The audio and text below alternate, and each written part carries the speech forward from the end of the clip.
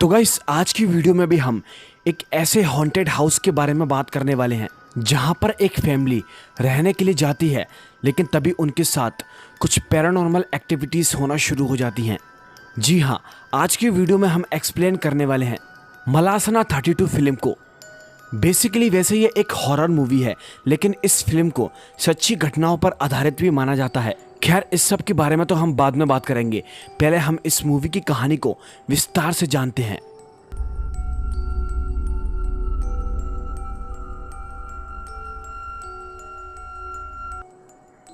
इस मूवी की शुरुआत में हम दो बच्चों को देखते हैं जो कि अपने घर के अंदर मार्वल खेल रहे थे, लेकिन तभी अचानक खेलते खेलते उनका मार्वल एक दूसरे घर के अंदर चला जाता है, जहां वो बच्चे जाने से काफी डर रहे थे। लेकिन तभी उनमें से एक लड़का उस घर के अंदर चला जाता है। तभी वो देखता है कि उसका मार्वल एक कमरे के अंदर पड़ा हुआ था। जहां जब वो उस कमरे के करीब बढ़ता है तो देखता है कि उस कमरे के अंदर एक बूढ़ी औरत चेयर पर बैठी हुई थी और उसका मार्वल जस्ट उसी के नीचे पड़ा हुआ था। वो बच्चा डरा सहमा उस मार्वल को उठाने के लिए जा ही रहा होता है कि तभी अचानक से वो बूढ़ी औरत अपना भयानक सा चेहरा उसको दिखाती है, जिसकी वजह से बच्चा काफ़ी डर जाता है और वहाँ से फौरन ही भाग जाता है। उसके बाद यहाँ से कहानी शिफ्ट होती है और हम एक परिवार को देखते हैं जो कि एक नए घर के अंदर शिफ्ट होता है। दोस्तों, दरअसल ये वही घर है मलासना 32 जिसको हमने शुरुआत में देखा था। इस फैमिली के अंदर दो हस्बैंड वाइफ और उनके 3 बच्चे थे, जिनमें से इनके छोटे वाले बेटे का नाम राफेल और बेटी का नाम अम्पारो और बड़े वाले बेटे का नाम पेपे था, और साथ ही इन लोगों के साथ ग्रैंडपा भी थे। उसके बाद तभी ये सभी लोग अपनी सारी कमाई से खरीद के उस घर के अंदर रहने के लिए चले जाते हैं। इस घर के अंदर शिफ्ट होते ही मनोला और कैंडेले दोनों ही अगले दिन से अपने अपने जॉब पर चले जाते हैं। उसके बाद तभी अम्पारो जब अपने कमरे के अंदर जाती है तो उसे उसी बूढ़ी औरत के वही पुराने कपड़े दिखते हैं, जिनमें से वो 1-2 कपड़ों को छोड़कर बाकी सभी कपड़ों को फेंक देती है। दोस्तों, उसके माँ बाप तो बाहर जॉब कर रहे थे, इसीलिए घर को देखने की पूरी जिम्मेदारी अम्पारो के ऊपर थी। उसके बाद तभी वो अपने छोटे भाई राफेल को नहलाने की तैयारी करती है, लेकिन जब वो अपने दादाजी को देखने उनके पास जाती है तभी अचानक से वो दरवाज़ा अपने आप ही बंद हो जाता है। और जब अम्पारो उस दरवाजे के गेट के नीचे से झाँक कर देखती है तो उसे एक बहुत ही खौफनाक पैर दिखाई देता है, जिसे देखकर वो काफ़ी डर जाती है और राफेल एकदम सामने की ओर बैठा हुआ था। उसके बाद फिर तभी सारे घर वाले भागते भागते आते हैं और तभी अम्पारो के पापा उस दरवाजे को खोलते हैं। दरवाजे को खोलने के बाद पता चलता है राफेल एक ऐसी जगह पर बैठा था कि अगर जहां से वो गिर जाता तो उसकी ऑन द स्पॉट मौत हो जाती, लेकिन तभी उसके पापा उसको वहां से बचा लेते हैं। उसके बाद तभी दोस्तों अम्पारो देखती है कि जो उसने कपड़े फेंके थे उस बूढ़ी औरत के, अब वो कपड़े दोबारा किसे आ चुके थे उसी कमरे के अंदर, जिसे देखकर वो काफ़ी डर जाती है। पता नहीं क्यों इसी बीच ग्रैंडपा को उस घर के अंदर कुछ भी अच्छा नहीं लग रहा था। जब से वो उस घर के अंदर आए थे उनकी बहुत ही अजीबोगरीब हालत हो रही थी। उनके दिल के अंदर एक अजीब सा डर था। उसके बाद तभी हम पेपे को देखते हैं, जिसे अपने घर की खिड़की से सामने वाली खिड़की में एक लड़की दिखती है जो कि उसे एक लेटर भेजकर उससे कहती है कि मैं तुम्हारा ही इंतज़ार कर रही थी। इस सब को देखकर केवल वो ही इस घर के अंदर रहने से एक्साइटेड हो जाता है। उसके बाद तभी हम अम्पारो को देखते हैं जिसका सपना एयर होस्टेस बनने का था। वो अभी अपने उस काम को कर ही रही थी कि तभी अचानक उसे कुछ आवाज़ें आती हैं। जहां वो उन आवाज़ों का पीछा करते करते जाती है तो वो देखती है कि उसका छोटा भाई राफेल किसी से बात कर रहा था। वो उसके करीब बढ़ ही रही थी कि तभी अचानक से उसके पीछे से ग्रैंडपा निकल जाते हैं और वो चलते चलते बाहर की ओर चले जाते हैं।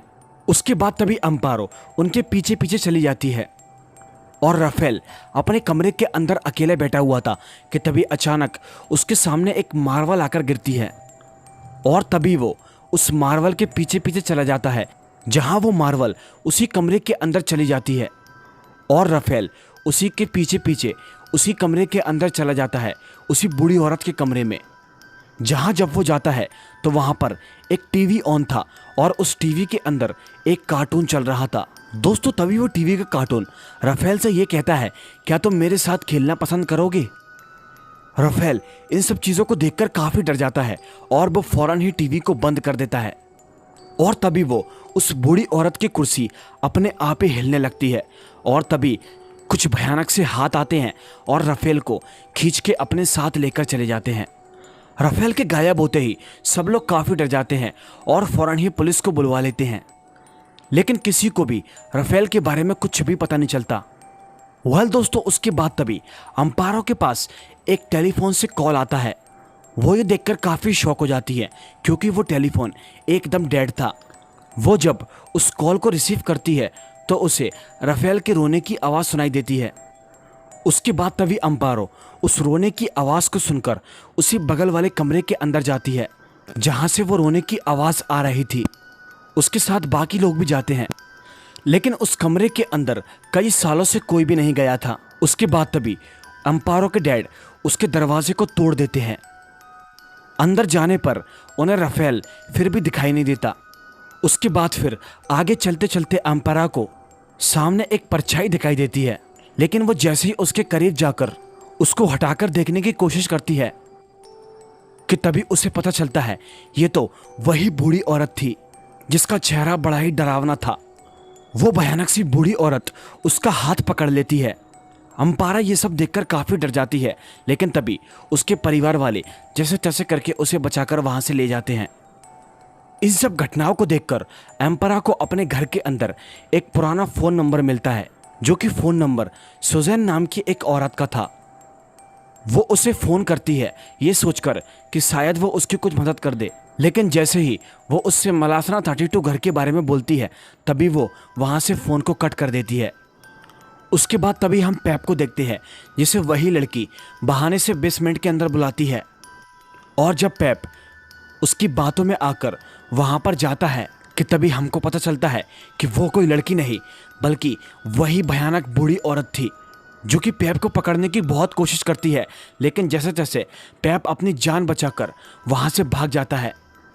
उसके बाद तभी हम एम्पारा को देखते हैं जिसके पेट के ऊपर उसी चुड़ैल के नाखून के निशान थे, जहां हमको आगे ये भी पता चलता है कि एम्पारा प्रेग्नेंट हो चुकी थी। फिर उसके बाद इसी बीच हम ग्रैंडपा को देखते हैं। ग्रैंडपा राफेल की आवाज़ में उससे बात कर रहे थे।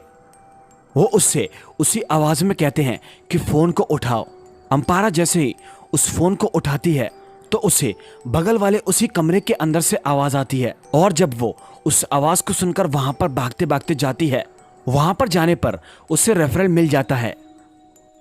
लेकिन हैरानी की बात तो ये थी वो एकदम सही सलामत था और ना ही उसके चेहरे पर कोई डर था। उसके बाद फिर इसी बीच अम्पारा के पेट में जो बच्चा था वो उसे पॉइजन खाकर मारने की कोशिश करती है, लेकिन वही भयानक सी बूढ़ी औरत या फिर कह लो कि चुड़ैल उस बच्चे को मारने नहीं देती। उसका ये कहना था कि ये बेबी मेरा है। अब दोस्तों उस भयानक सी बूढ़ी औरत का कहर इतना भर चुका था उन लोगों के दिल के अंदर कि वो इस घर को छोड़कर उसी रात को होटल के अंदर काटते हैं, और इसी के साथ साथ वो सभी के सभी लोग इस घर को छोड़ना तो चाहते थे, लेकिन किसी प्रॉब्लम की वजह से वो इस घर को छोड़ नहीं पा रहे थे। अब उसके बाद तभी एक बार अम्पारा इस पूरी बात को जानने के लिए सुजैन के घर पर चली जाती है। वहाँ जाकर उसे पता चलता है कि इस घर के अंदर जो आत्मा बूढ़ी औरत की भटक रही है उसका नाम क्लेरा था, जो कि एक लड़का था, लेकिन समय के साथ वो अपने आप को लड़की में बदल लेता है, जिसके कारण उसकी फैमिली उसे एक्सेप्ट नहीं करती और उसे टॉर्चर कर करके काफ़ी पनिश किया करती थी, और इसी के साथ साथ वो उसे उसी कमरे के अंदर बंद कर देती थी जिस कमरे के अंदर राफेल बंद हो गया था। और वो एक माँ भी बनना चाहती थी क्योंकि उसे बच्चों से बहुत लगाव होता है।